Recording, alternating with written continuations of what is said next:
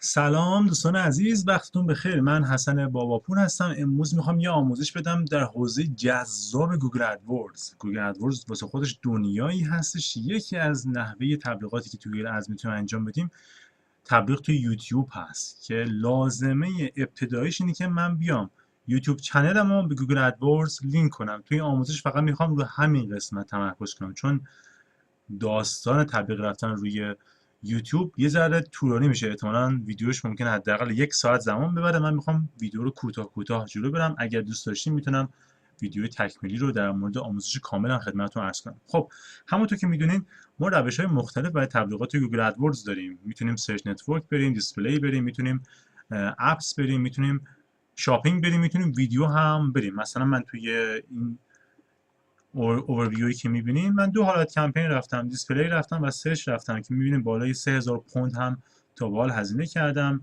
اوریج سی پی سی هم به نسبت خوب بوده با این کیوردایی که کار کردم و سعی کردم که اپتیمایزیشن رو 100% نگه دارم.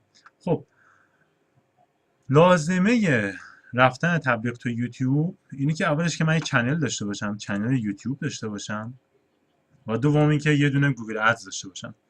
البته در حال حاضر برای ایرانی‌ها راه اندازی یک اکانت گوگل ادز با محدودیت‌های مواجه شده. یعنی شما اگر ساکن ایران باشی باید اعلام کنی که من ساکن غیر از ایران هستم، کردیت کارت داشته باشی، شماره تماس خارج از ایران داشته باشی که بتونی درستش کنی.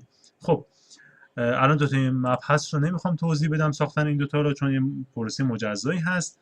فرض بر این میذاریم که دوتا رو ما داریم. دو روش شما میتونین این دوتا به همدیگه لینک کنید. یکیش از طریق خود گوگل ادز هست که درخواست بفرستید برای چنل یوتیوب و اونجا اکسپت کنید.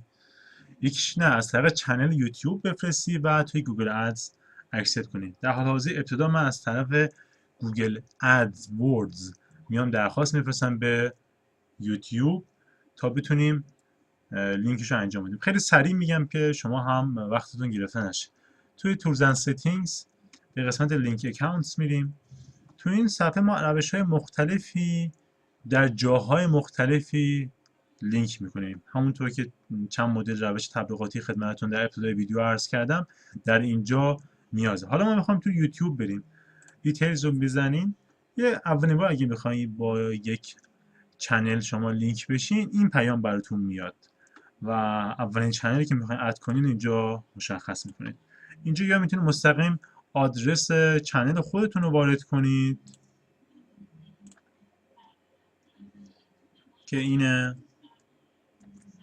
یا میتونید عنوان چنلتون رو اینجا سرچ کنید. حالا من مستقیم وارد میکنم و چنل رو واسه من پیدا کرد.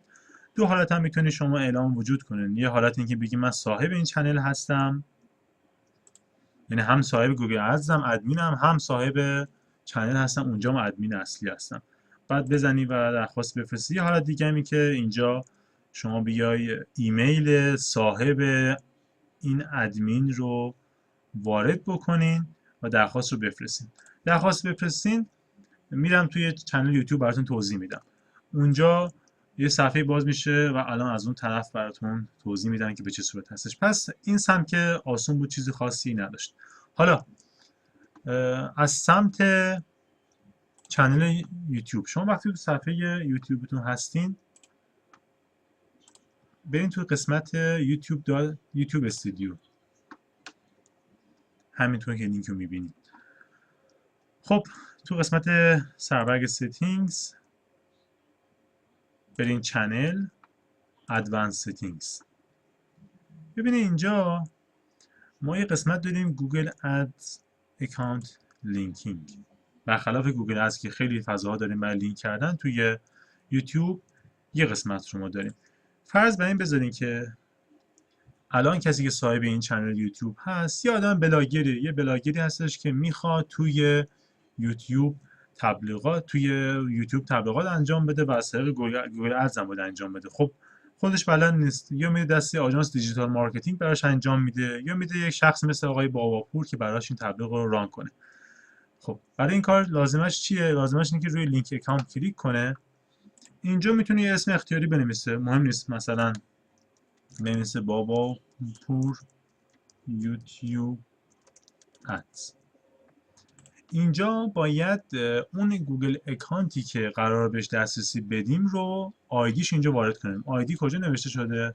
آیدی معمولا هر اکانتی این قسمت ذکر شده. این اکانت این آیدیشه.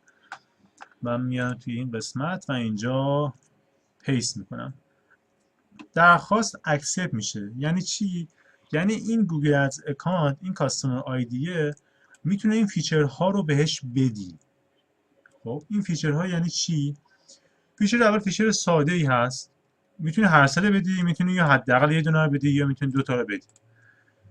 فیچر اول اینه میگه که گوگل ادز اکانت بتونه ویو کنه متریکس ها رو، یعنی اتفاقاتی که میفته بعد از تبلیغ، متریکس هایی که داره، اوریج سی پی سی، میزان ویزیتش، میزان کلیکش، اون چیزها رو میتونه ببینه فقط.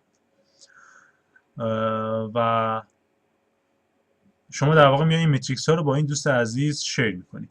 توی ریمارکتینگ کلا توی تبلیغات گوگل ادز معنیش اینه که افرادی که اومدن قبلا تو چنل یوتیوب من بلاگر اومدن و ویدیوی منو دیدن، حالا رفتن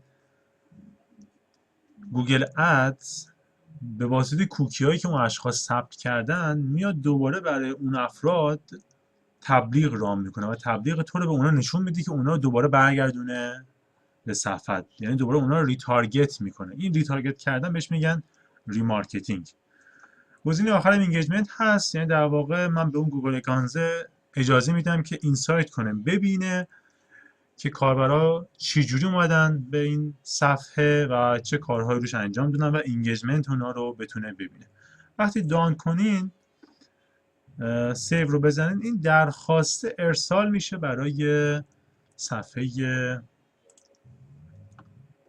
خود گوگل ادز اکانت و این صاحب این گوگل ادز اکانت میتونه اون درخواست رو دریافت کنه. کجا دریافت کنه؟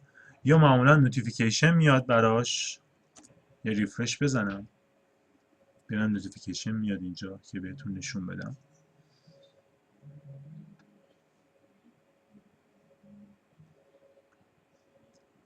یا نوتیفیکیشن میاد براتون که میتونید نوتیفای کنین، ویو بزنین و ببینین. باید معمولا اینجا بیاد.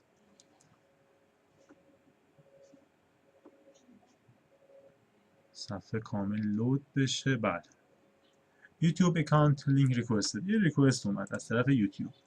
خب اینجا شما وقتی ویو رو بزنید میتونید درخواستی که از طرف اون چنل اومده رو ببینین. درخواست یا اکسپت کنید یا ریجکت کنید. ببینید درخواست از این چنل هست، این دسترسی ها رو میخواد به ما بده و این ریکوست رو هم اینجا میبینین. 3 تا آپشن داره که میتونید تایید کنید. لازمش اینه که شما ادمین باشین برای تایید کردنش. نکته مهم که حالا شاید براتون شبهه ایجاد بشه اینه که اینو بگم تو یادم نرفته، نگران نباشین اگه دارین به کسی دسترسی میدین. خود گوگل بسیار هوشمند و امنیت رو در نظر میگیره. یعنی نگران نباشین که اگه من چنل یوتیوب دارم دسترسی میدم به یک گوگل ادز اکانت، یه آژانس دیجیتال مارکتینگ، با این دسترسی شما فقط اون رو لینک کردین، بهش دسترسی نمیدین که بتونه توی ویدیوهاتون دخل تصرف کنه، ویدیو رو حذف کنه، یه ویدیو رو اضافه کنه تو چنلتون. نه، چنین اتفاقی نمیفته. یا توی گوگل اکانت هم به اون بلاگری دسترسی نمیدین که بتونه بیاد یه کمپین جدید ران کنه یا بتونه کاری انجام بده توی گوگل ادز. این اتفاق نمیفته. این دسترسی ها بسیار ایمن هستن. این از این داستان. و لینک کردن گام ابتدایی برای ساختن هر کمپین توی گوگل ادورد هست. شما اگر کمپین مختلف دیگه هم ران کنین با هم اتفاقات و همین پروسه مشابه این روبرو خواهید شد. در ادامه جزئیاتش کاملا متفاوت هست و هدفهای متفاوتی رو هم دنبال میکنه. اگر سوالی، نکته‌ای، پرسشی داشتین میتونین یا به صورت مستقیم از وبسایت مارکسینگ اقدام کنین و راه ارتباطی مختلف رو تست کنین، با من ارتباط بگیرین یا اینکه کامنت بذارین توی سوشال مدیاها. نکته بعدی این که تمامی آموزش‌های من توی خود وبسایت قرار میگیره، تو مطالب آموزشیش رایگان هم هست، همه میتونن در همه زمان‌ها ازش استفاده کنن. خیلی خوشحال شدم. امیدوارم که آموزش براتون مفید باشه. موفق و پیروز و سربلند باشید.